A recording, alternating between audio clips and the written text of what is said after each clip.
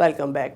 سعودی عرب میں سفارت خانہ پاکستان میں پریس بریفنگ کرتے ہوئے سفیر پاکستان راجہ علی اعجاز نے کہا کہ ہمیں مل کر مقبوضہ کشمیر میں جاری بھارتی مظالم کو اجاگر کرنا ہوگا۔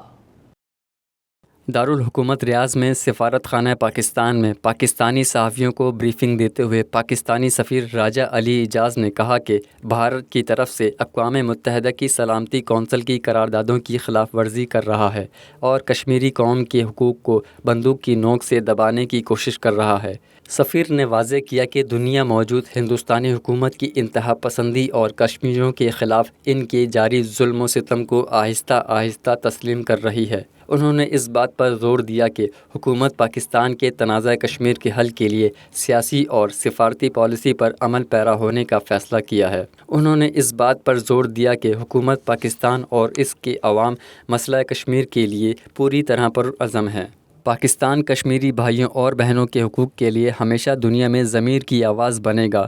اس کے علاوہ ہم سب پر بحیثیت قوم بھاری ذمہ داری عائد ہوتی ہے کہ ہم مسئلہ کشمیر کو اجاگر کرنے کے لیے بیرون ممالک رہ کر سعودی شہریوں سمیت دیگر غیر ملکیوں کو مسئلہ کشمیر کی حقیقت سے آگاہ کریں۔